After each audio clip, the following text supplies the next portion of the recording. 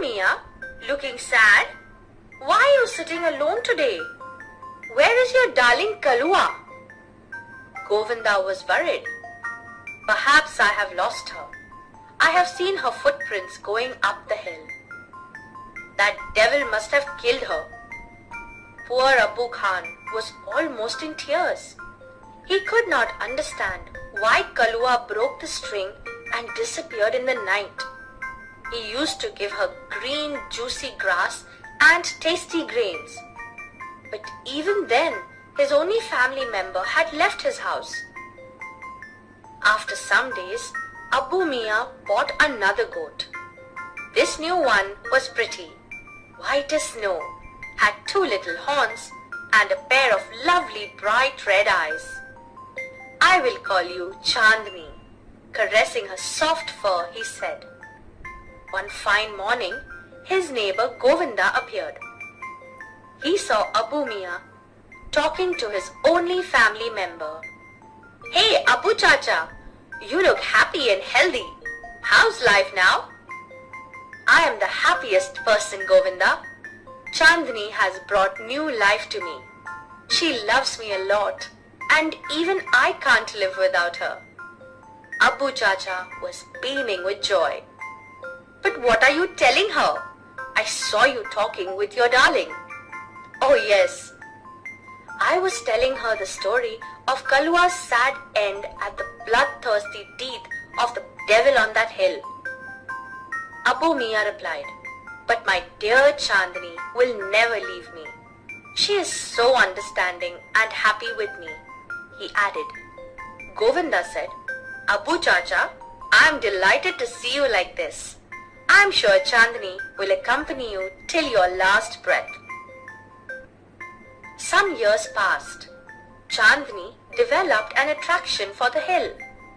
Every morning she watched the hilltops shining in the tender sunlight. How beautiful these hills are, she thought, and how refreshing is the breeze that blows through them.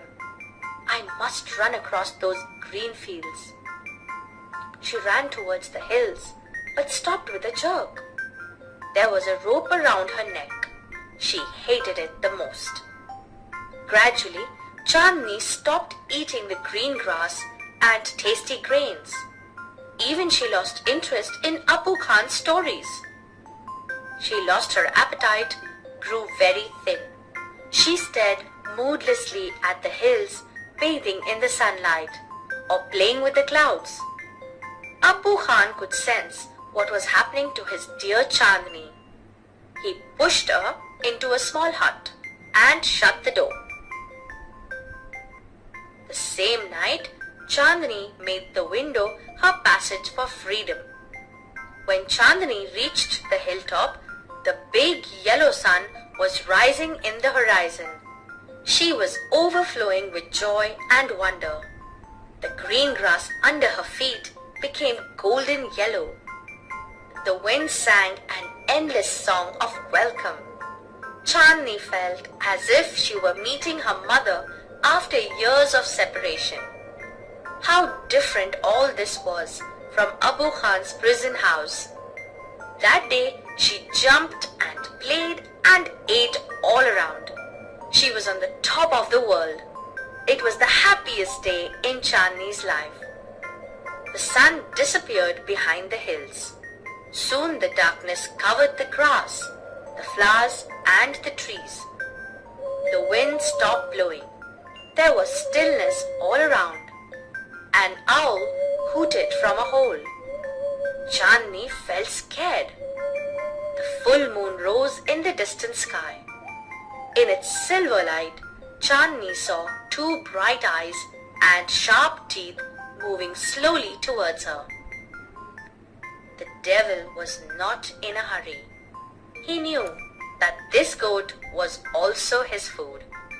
The wolf and the goat struck their heads with each other. He was big and ferocious, whereas she was small but not weak. Chandni stood firm on her legs, head slightly bent and her strong horns aimed at the devil.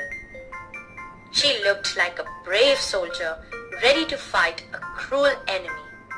The fight began. It went on through the night. The moon began to grow pale and suddenly hid behind the clouds. The stars also began to disappear one by one. A faint light appeared in the east. The first rays of the sun saw Chandni lying on the ground. She was completely soaked in blood. The wolf, tired and sleepy, was getting ready to devour her. A flock of birds sitting on the tree were debating the result of the fight. "So, who is the winner?" asked a small one. "The wolf, of course," most of the others declared together. "No," said a wise old bird. "Chandni is the winner. I have never seen such a brave freedom fighter."